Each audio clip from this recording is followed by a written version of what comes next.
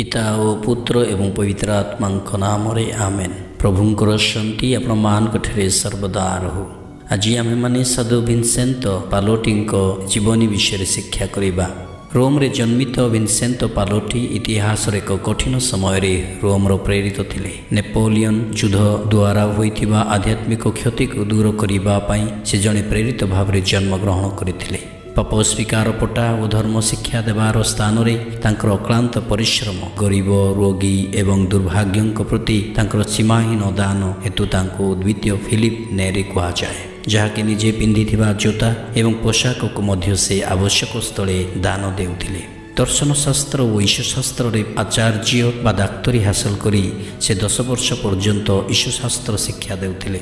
से छात्र मान मध्य धर्म शिक्षा आरंभ करथिले एवं यह शीघ्र स्पष्ट हो गला जे रोम रे जने पवित्र पुरोहित अछंती। तांको प्रोपागांडा महाविद्यालय, इंग्राजी महाविद्यालय और सेमिनारी रे धर्म उपदेशक करा जाइथिला। से समस्तक उपरे तांकर प्रभाव गभीर थिला। दिनर कौनसी एक मुहूर्त मध्य बेकार नथिला। दिव्य यज्ञ पूर्व से प्रतिदिन पाप स्वीकार करुथिले, जो से प्रायतः परमानंद अनुभव करुथिले एवं तापरे से दिनिकिया कार्य आरंभ कर देउथिले। चर्च गुड़िकरे और चतुर्दिगरे गृह बेष्टित खोला जगार प्रचार करुथिले, ध्यान प्रचार करुथिले, डाक्तरखाना और कारागार परिदर्शन करथिले। विलंबित राति पर्यंत पाप स्वीकार शुणुथिले।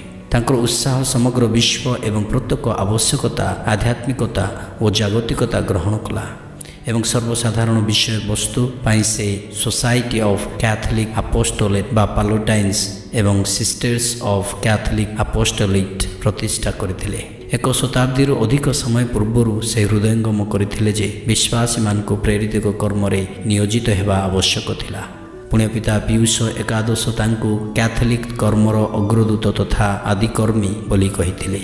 से श्रमिक मानक पई संघ प्रतिष्ठा करथिले। कृषि विद्यालय, ऋण संगठन, अनाथ आश्रम एवं बालिका मानक पई गृह एवं एहीपरि एक सामाजिक कार्यक्रम को उद्घाटन करथिले, जहाँ परवर्ती समय रे तांको यौवनर जने बंधु पुण्य पिता लियो त्रयोदश व्यवस्थित और यात्रा प्रारंभ करथिले। पुण्य पिता पियूष द्वादश तांको धन्य बोली घोषणा करथिले। तांको धन्य बोली घोषणा हेबार किछि दिन परे प्रधान याजक एवं धर्म प्रचारक मानक पई एक उदाहरण भाव में पुण्य पिता एही महान साधुंक प्रतिरूप प्रदान करथिले।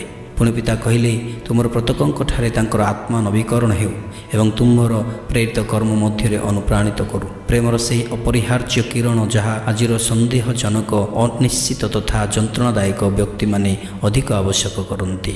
अनुचिंतन जेहेतु मनुष्य को प्रेम करिवार भगवान सिद्ध अटंती, तेणु मनुष्य निज पड़ोशी को भल पाइबारे निश्चित सिद्ध हेबा आवश्यक। साधु विन्सेंतो पालोटी कहती। धन्यवाद।